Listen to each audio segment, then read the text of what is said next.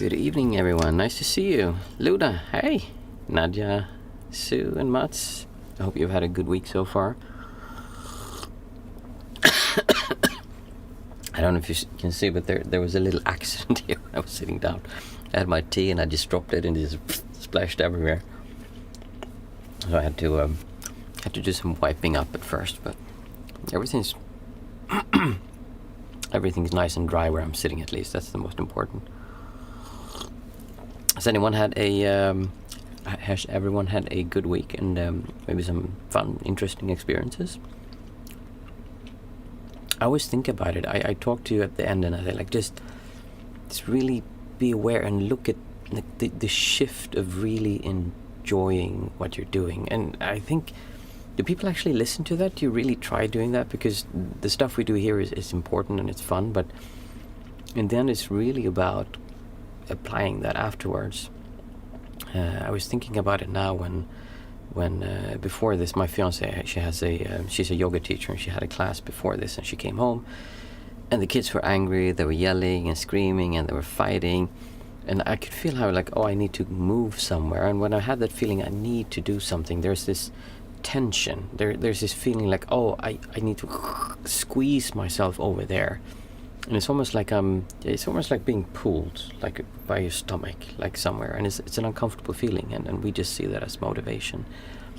But then when you really look at that, like, and do I need to do this now? Like, do I need to, and I don't mean do I need to get them to put their clothes on and to prepare for bed. I mean, do I need to have this feeling inside of me that is uncomfortable and that makes me not enjoy being here as much as I could?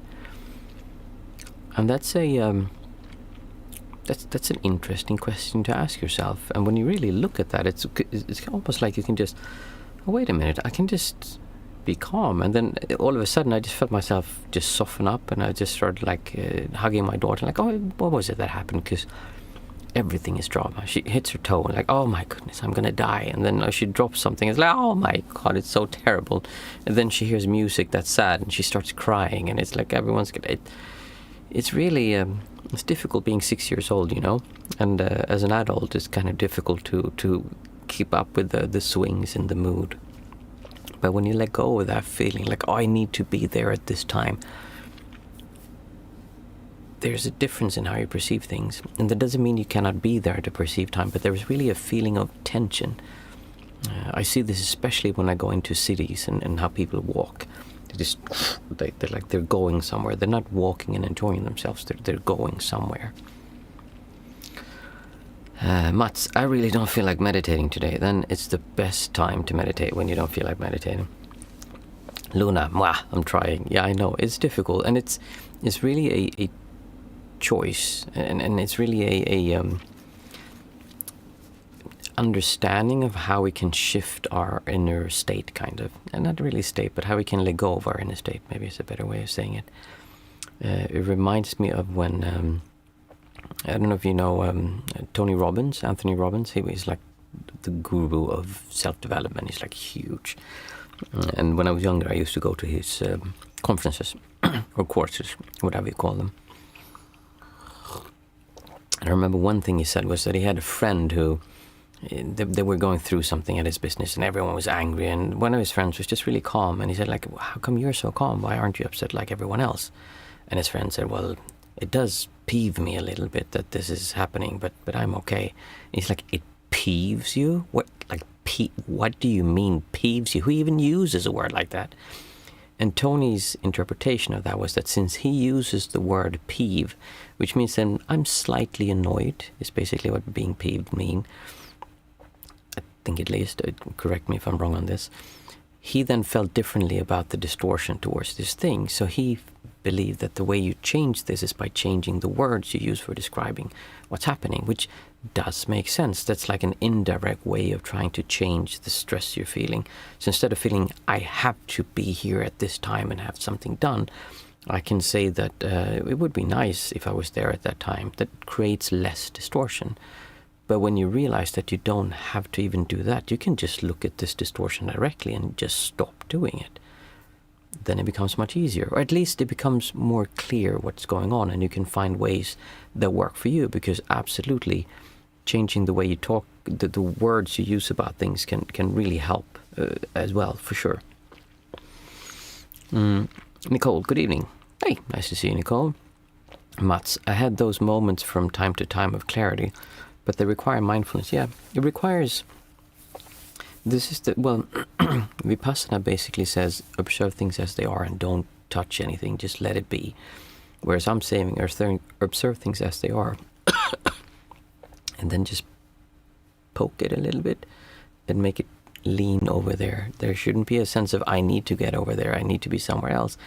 But the conscious willingness to not feel bad, the conscious willingness to be okay, to be here, and not believing the feeling that you need to be over there to be okay.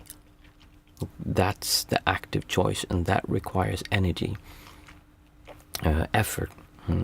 Sorry, I don't have where to put this. It requires effort to move over there because the body just wants to get sucked up in it and like follow the habitual patterns that we have, the conditioning that we have that makes us behave in a certain way, and it requires effort to break it. But when you do, when you let this thing come up that's inside, everything becomes much easier, and there's not really, it's like it takes on a life of its own, kind of. You are still young.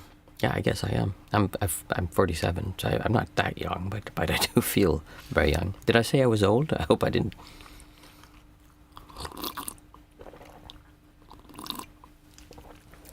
But yeah, I just thought it worth noticing that really what you should be focusing on is to just be happy, like just enjoy being you, just enjoy doing whatever it is you're doing.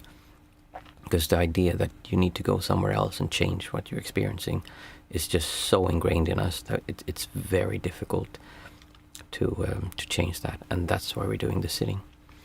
You said when you were young, you went to Tony Robbins. Yeah, I mean, I was 20, how old was I? 20, I was probably like my early 20s, so that's over 20 years ago. So it's quite a long time ago. So I've had 3 of my dog owners crying on my sofa. I've done mini breathing exercises with them. AI using the breath count from, oh, nice. Oh, I'm sorry to hear they were going through difficulties, but I just did an interview with a woman who has another channel. We were talking about how meditation can go wrong and how there's like difficulties coming up and how to handle the difficult parts of meditation, because meditation isn't just like nice stuff coming up. And one of the things that I said was that, hey Frozen, nice to see you. One of the things that I said was that when someone is having a hard time, one of the best ways to support them is to not need them to change, is to not go in and try to change something, but actually just being there and open to let them just say whatever they want to say, not engaging with them like, oh my goodness, yeah, that's so terrible, so bad, but just being there as someone who's stable and who's calm and can listen to them say whatever crazy stuff they want to say, and you're still calm and just there. And I've seen it just calm down people from panic attacks, literally panic attacks, just by having that presence. So I can really see you doing that, Sue. And it's a nice thing to be able to give to other people. I see Mats is saying, by the way, I felt like giving myself a distortion challenge and signed up for online dating again. Nice. So far, I've realized how much progress I already made. Much less distortion, easier to navigate. Well, that's really nice. That's something that that we tend to do, is that when we just work in a little box, like we meet here every week, twice per week, and we talk and we go through things and we discuss things, and then it just becomes natural. I notice it now when there's not, like most of the people are here, we kind of know the practice and we know what we're doing kind of, and then we just work on that and it moves forward slowly. But it's not until you then put yourself in another situation and notice like, oh, wait a minute, like things are actually changing, especially when there's something new. Or if your life is just kind of structured, this is what I'm doing, you're constantly changing. Your relationship, if you're working on your relationship, is changing. But you might not notice that until when you take like a snapshot of where they was before and then snapshot now. And I can really see how online dating would be a place where you could really see that, okay, this is what it felt like before, and like, oh, it's really different now. So that's nice. Frozen, sorry Martin, for what? Hello Martin, the theme of my few last weeks have been about core values. I dismissed it initially as all values being important, so no point in ranking or considering what values I've been living by. Do you have any insight, or have you adopted any practices to discovering living with certain values in mind? I feel I've struggled by not adhering to values, so anxiety, fear, autopilot, and shame have taken over my life. I never consider values like that. Like, in that sense, how should I explain this? So, values tend to, the way you talk about it at least, many times when we join a spiritual practice, it's like, okay, values is basically your desire for reality. I talk about how your reality and your desired reality, when they don't match, you get this distortion, this friction, or this dukkha, where it's just, there's this pressure in between. Same as I was talking about when I wanted to get the kids to sleep, I wanted to prepare them for bed, and they didn't want to do that. And I was having this pressure, and like, oh, wait a minute, I don't need to do that pressure. So values basically means, generally, we change our desires for reality. We say, these are the things that I'm going to value and stand for. And when you join a spiritual practice, they tend to want to give you their values. Like, you should now follow these values. Whatever values you had before, those are not the ones you're going to follow now, because now we have something else should do that's better or like more advanced, or whatever how you want to see it. And I just don't see that as so important. Most of the people that I talk to have reasonable values. There's very few people I meet who have really like bad values. Very few. Obviously there are some, but the majority of people generally want to do good towards other people, want to be loving and kind and help others. There might be a bit lost in how they want to do that, which makes them do crazy things. But at the same time, they do really want to help the majority of people. So I don't tend to go in and try to change people's core values, because I leave that up to you. And for me personally, I don't even think about it. I mean, I don't need values to behave the way I do, since I don't feel a very strong sense of I am here and I need to protect myself about what they say.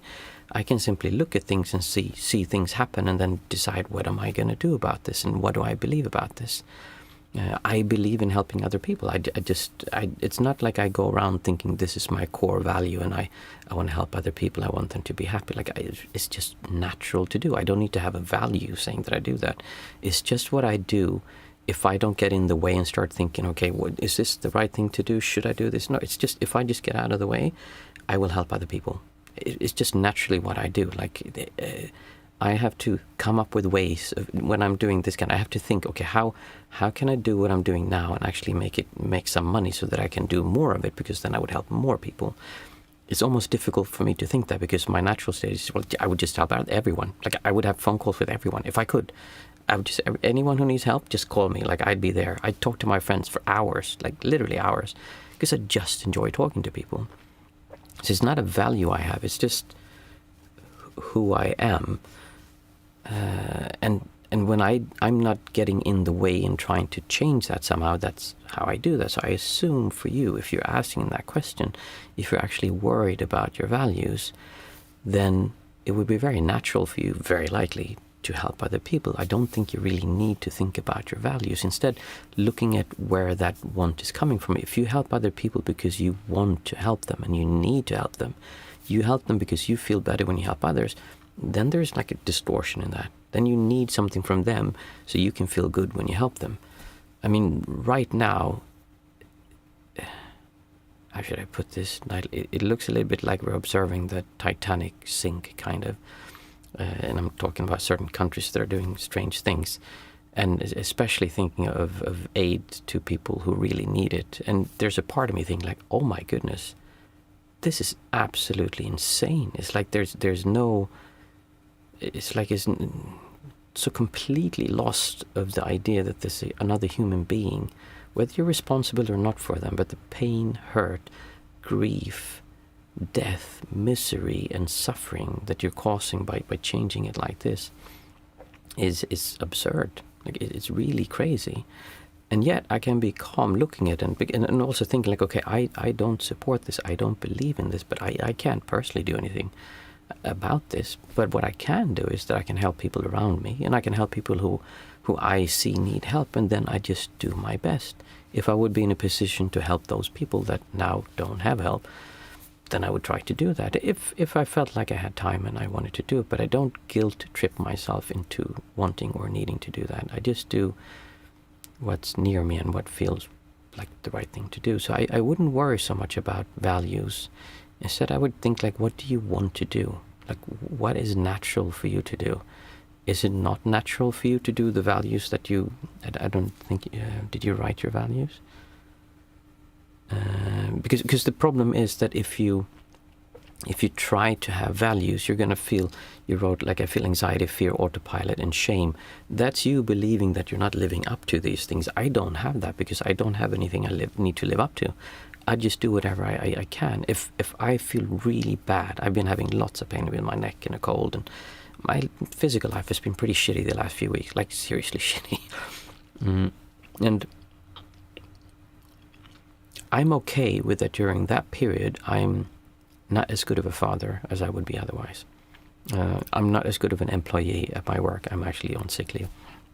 I'm not as good of a friend to my friends because I don't have the energy to talk to them. Going outside and doing things. I don't sleep at night, so I cannot do those things. And I'm okay with that. I don't go around punishing myself. I don't go around feeling like, oh my goodness, it's so sad. I wish I would have, oh, if I could only do that. Oh man, it's like, no, it's just right now. I have no energy. My body's not working, so then I do what I can now. Next week, maybe I feel much better and I can do more. And I'm assuming it's the same for you also, Frozen, that certain times you are able to do more than do what you believe in, but other times when you don't, then it's okay. You don't need to feel anxiety or like worry about that. It's not like, I mean, I don't believe that, at least. It's not like you get a gold star from anyone, like, okay, good, like you did that reward, even though a lot of people believe that. I don't think that's how it works. I think we should just do what we feel is the best way to help others, and like live in a way that becomes my values. Then I guess just creates more harmony and happiness for others. I mean, that's what I would want to do. Let's see what we had more. Taking over my life. Luna, this sounds so familiar to me. Frozen. I was pondering if it was a distortion, but many people point to values as being a compass for life. Perhaps mindfulness is the solution. I'm glad it resonates with you, Luna. So the compass thing,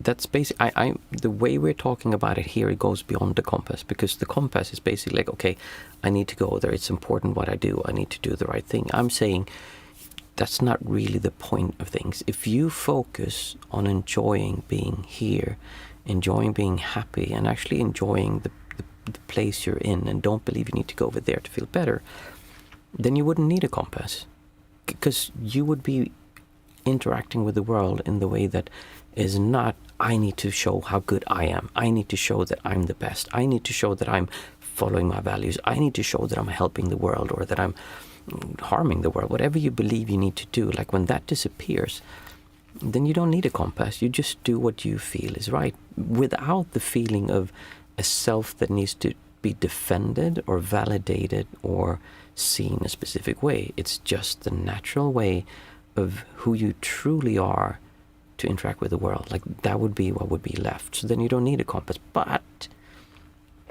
that's a tall order for many people, especially when you're starting out. It becomes easier and easier the more you progress, and the more you take away this thing that needs to have all this special attention. appreciation, and then you just do it naturally. And then it also is okay. Like, you can take gratitude also. If someone says, wow, that's incredible, you're so amazing. I remember so many times I used to sing and dance and I was on stage, and people would come up like, wow, like insane. And I would also like, I felt uncomfortable. I couldn't take the people saying that it was wonderful and great. Like, I just couldn't really take that. It felt uncomfortable to feel that projected onto me. Whereas now I'm like, fine, if someone says it's incredible, or some people send me messages sometimes and say things how it changed their lives, and watching my videos, or like I had a talk and it really changed how I perceive the world, and I just haven't felt joy like this before. I'm okay saying that. Before I would be like, oh, I don't want to say that because maybe I'm in my ego. Like, I don't feel that at all. Like, I don't worry about those things anymore. Because worrying about that, overdoing it is the same as worrying about not doing it. Or actually, I think you get what I mean.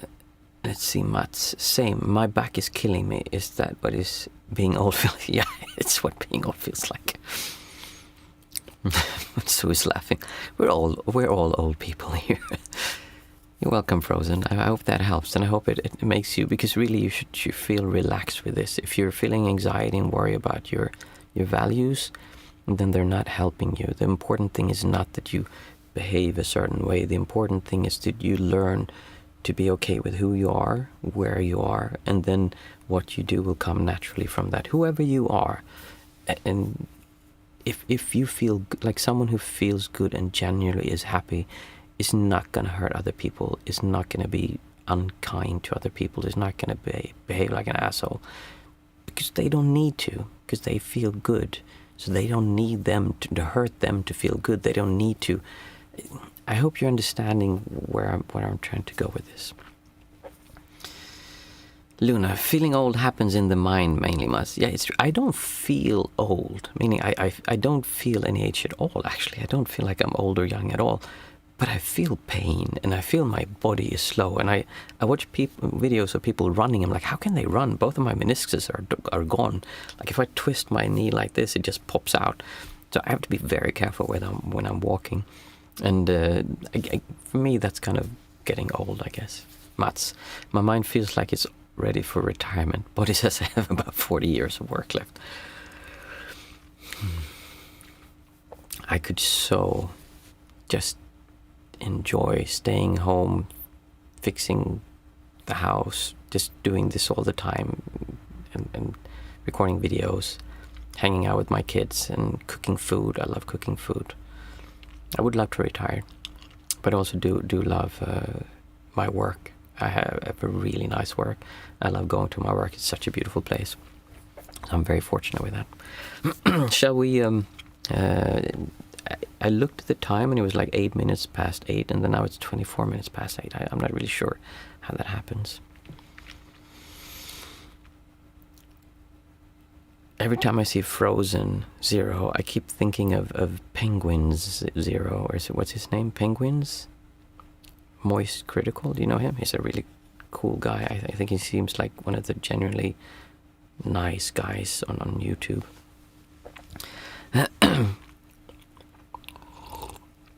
For those of you who are new, let's just see, Frozen, I'm almost 2 months of daily meditation, so really new to getting in touch with myself and accepting that now many more years to go in practice. So that's nice.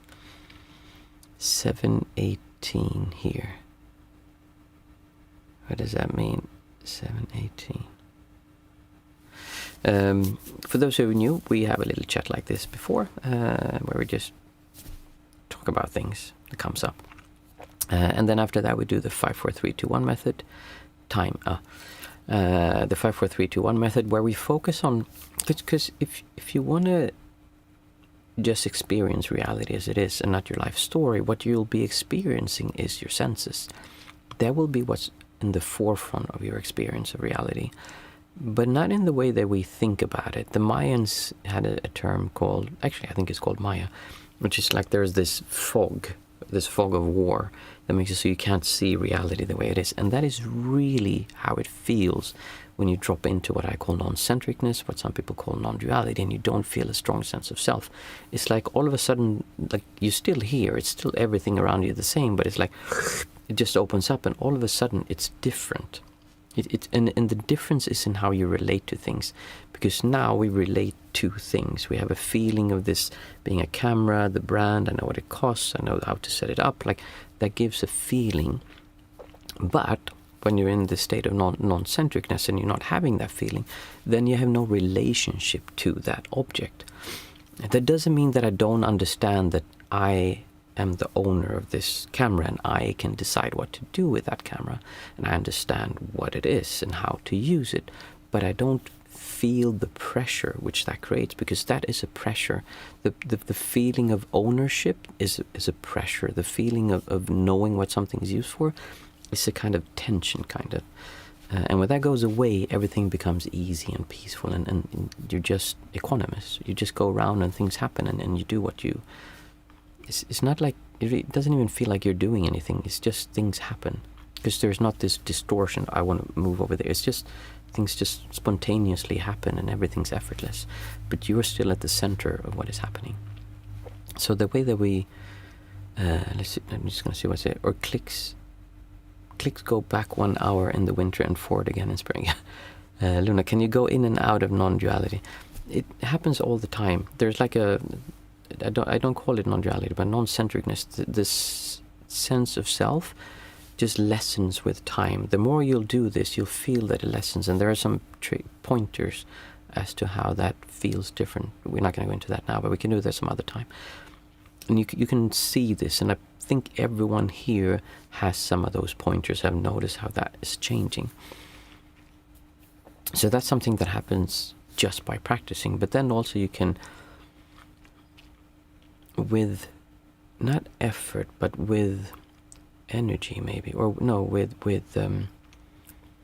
leaning in a certain direction, you can make it more likely that you experience the world like this by using your senses in a certain way, by being aware of where you're putting your focus and how you're interacting with the reality around you. It can be more or less likely that you'll experience the world in this way, which is why we do the 5, 4, 3, 2, 1 method. So we'll do the 5, 4, 3, 2, 1 method, and then after that we sit for 20 minutes. Today is Thursday, so we don't have any guidance. We just sit together. After that, if there's time, it's quite late already, we'll have a short question and answer after also. But the 5, 4, 3, 2, 1 method, we go through it a bit quickly today. Is good evening, Mindful Mama. Nice to see you. First, we say 5 things that we can see, and it's important to say it out aloud and really stop and observe what you're observing. We don't say the object. We say the objects, but what we're really looking for is how things look in its smallest detail. So I look at... there's a box standing here. When I look at that box, I can see the texture of the box. I can see the lights, the shadows. I can see it's a cardboard box, so there's these stripes in the box. There's this color that's different, that's printed in some kind of letters. And I can see how things are hanging. Like, really observing the structure, the texture, the light, the shadows, the forms, the shapes. Not thinking, oh, I know what that is. That's a crappy old box and it looks pretty beaten up and I know that it had a light in it.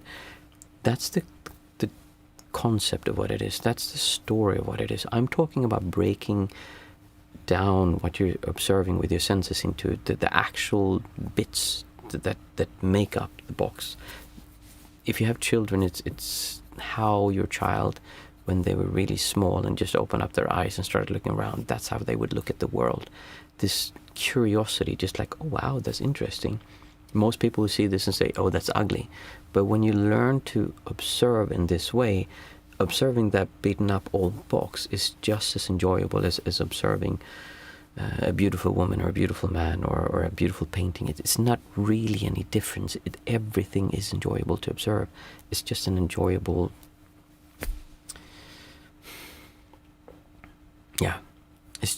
Using your senses is enjoyable. That doesn't mean there's not things that you want to change when you see them, things you don't approve of. But the way that our senses work is always enjoyable. So I see a box. I see a cup that I got from my children for my birthday which I think is beautiful. That's according to them, this is my son, and this is my daughter, and I can see the textures, the colors. Almost have to hold. I'm getting old now, so I have to hold it at a distance. I can see the shapes and the colors. I can see how it curves around, and there's like beautiful reflections on it. Well, there's a reflection from there as well. And I can see the texture, it's glossy. I see some lights on the floor.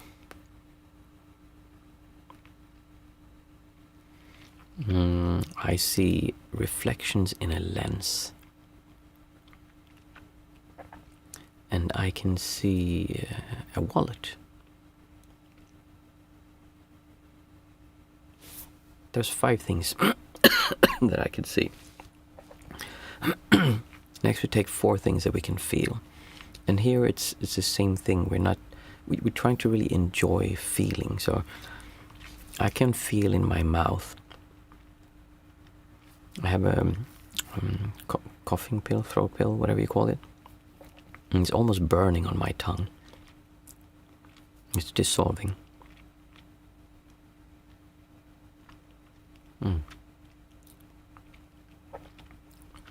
So I could feel how that feels, and I can feel how it moves around, how it tingles a little bit. There's a warm sensation of it dissolving on my tongue.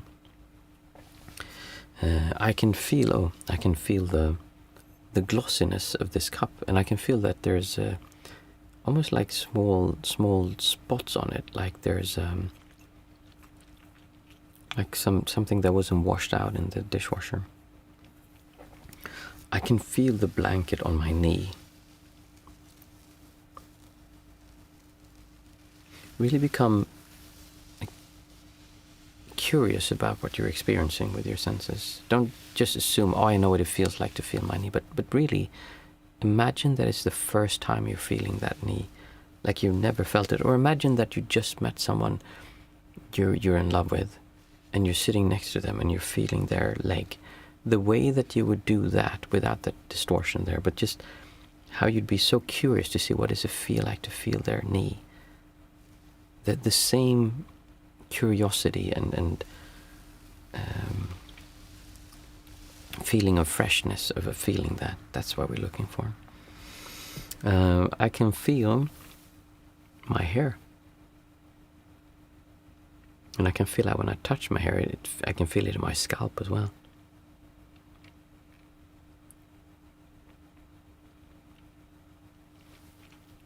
Four things that I could feel. Next we take 3 things that we can hear.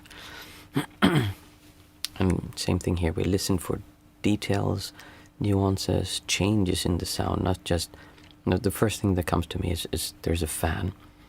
But if I listen to that fan, I can hear that it's not just a fan, it's like, there's like some kind of vibrating sound. I can hear the pitch of it. I can hear that there's like a hollowness sound, almost like there's some kind of metal lying against it. And there's also inside that, there's the sound of air rushing by something, and there's some kind of electrical sound. So there's a lot of nuances to the sounds that we don't usually pay attention to. Just like, oh, fan, I know what that is. I don't need to pay more attention. Except for that, what else can I hear? I hear cars driving by.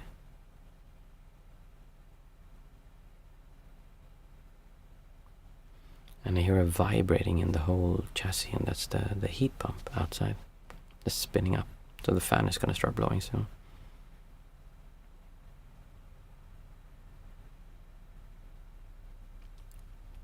Next, we'll do 2 things that we can taste.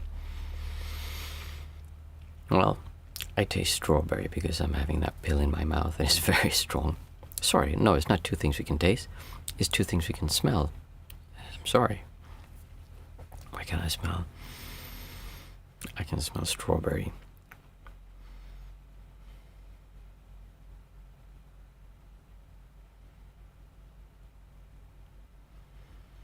And there's a, I think it's the cardboard box, because it's a little bit damp, so there's a smell of, not wet paper, but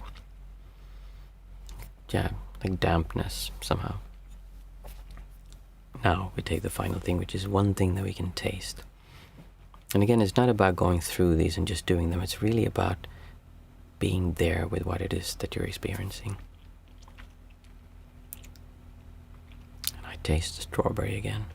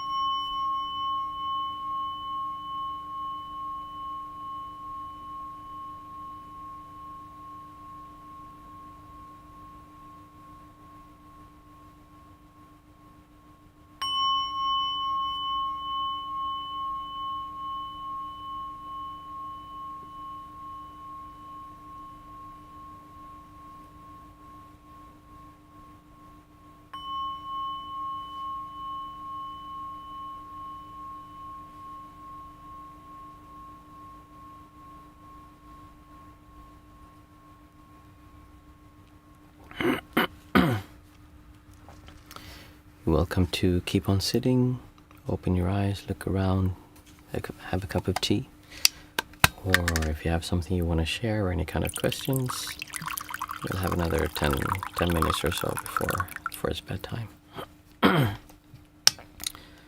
See, Frozen wrote, having a beginner's mind has also been coming up. Yeah, that's really what it comes out to, is having a beginner's mind.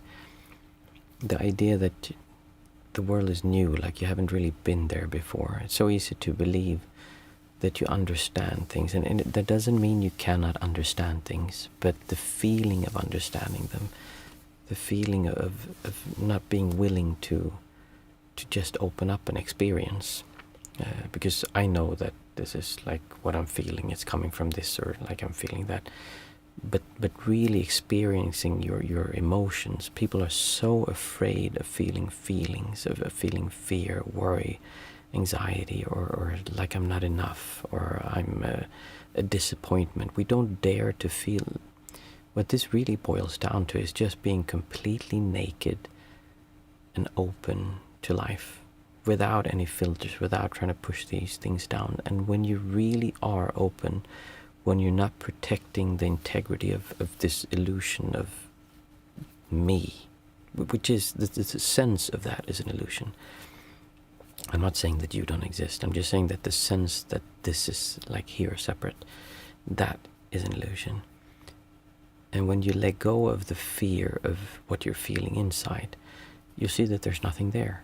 Like all of that anger, fear, worry, anxiety, disappointment, whatever it is, there's nothing behind it if you're able to just feel it. But that can be difficult, and for some people it can be overwhelming.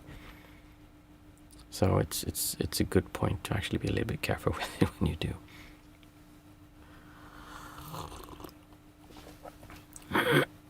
Did anyone have anything that came up or that you thought about during the sitting? Or maybe you thought about something before, or...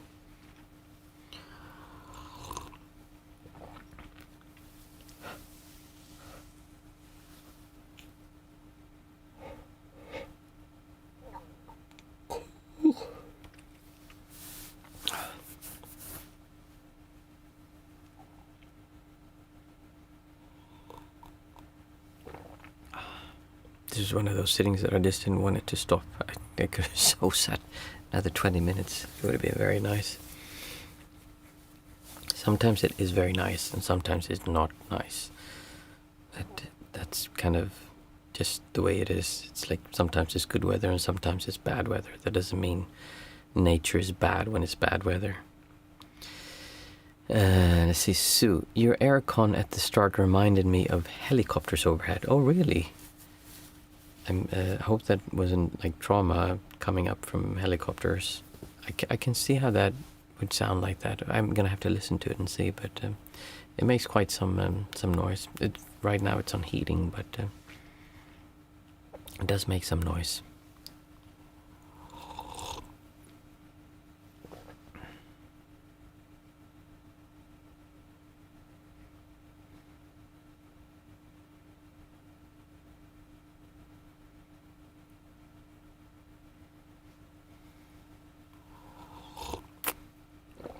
Luna is saying, I've been practicing the openness to emotions and feel there is a lot of tears and old pain, yeah. When you start because we have all these defense mechanisms and things, so much of our behavior and our thought patterns comes from defending the identity that is me, that I was correct, they're wrong, or I'm better, they're worse. Which again, that might be true. You might actually be better at doing something than someone else, but the feeling is the problem. And when we stop defending that and actually let that come up, there can be a lot of difficult things that come up. Luna, the noise sounds comforting to me, for I grew up on a ship. Oh, that's yeah. I used to work as a dive guide, and we lived on a liveaboard, so we lived on a big boat, like a huge boat. And I remember we had the generators, and they were so loud. But when they stopped, it was like something's wrong. Or whenever you went ashore, we would live on a boat for several days. And when you came ashore, you just looked around like something's wrong, and you still started rocking because everything rocks all the time. So noise it's interesting how the same noise can make someone feel comfortable and someone feel uncomfortable.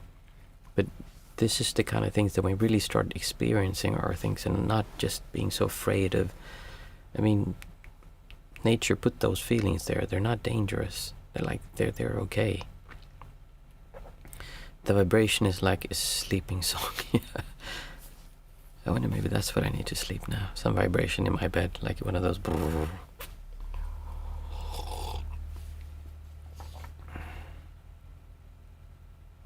I think I have a theory or a thought. I think that one of the reasons we come up with all these weird meditation practices and spiritual philosophies and so much stuff people comes up with, I think part of the reason for that is that we feel that we are so important, we are so special, that it couldn't possibly be so simple as to just choosing to enjoy being here. Because if you think about it, what all spiritual practice is about, what all this self-development, it is that you want to feel good. What they all are after ultimately is that they're doing this because they want some kind of feeling, and generally that is a feeling they feel comfortable with or that they enjoy. And we believe that I need to do this to get that. And so we come up with all these elaborate schemes and thoughts, and I've seen people give me like diagrams of how we work and how we're created and how thoughts are manifested, and it's just like these long complicated things, and I'm just like, well, they just pop up randomly. It's like just like I touch myself and then something comes up. It's not that, like, it doesn't really matter that much even where they come from. It might be that there's some other realm that sends us story. So what? It doesn't matter. Whatever you're experiencing is what you're experiencing, and you have a choice in how to relate to the world. It's just that we've been kind of told that no, you cannot. You need to buy this thing, you need to go there and do this work, and you need to study that thing, and then you need to have a family, and you need to have a partner, and you need to have a job, and you need to have money. There's all these things you need to do to enjoy being here and to feel good. So we've been like told our entire lives, like I do it to my kids as well, like, only you need to be quiet, you need to put your socks on, you need to get your clothes on, and we can't go to daycare in just diapers. I'm sorry, it's not possible. So it's not that there's not like this grand conspiracy of the Illuminati like trying to control us. Maybe there is, I don't know, but the raising of children is just unfortunately how it just happens, and yeah. Even people that hate math or chemistry want a formula, yeah. Well, I think there's not so many things that come up now, so it's perfect. I really enjoyed today. I feel like today was one of those days, so it's just, I'm coming just in to check in with some friends, and I wish we could have had more time to sit. That would have been nice. I do hope that you're all able to find that part inside of you that just is enjoying, that is happy, and that you're able to kind of just see that other thing that pulls you in the direction that of all the things you need to do to allow yourself to feel like you're good enough, to allow yourself to feel like you're worthy, that you're not a failure, that you need to be different. And again, I'm not saying that you don't need to change to be able to keep your house, because if you don't go to work, then maybe you don't, but maybe, do you need to have that house? Do you need to have all these things? I really hope you're able to find how to just allow yourself to be happy and enjoy being you. I mean, I feel it when we're here. I am happy that you're here, and I hope that you're happy when you're here as well. Thursday today. Have a great weekend and be happy. And I'll see you on Monday. Thank you.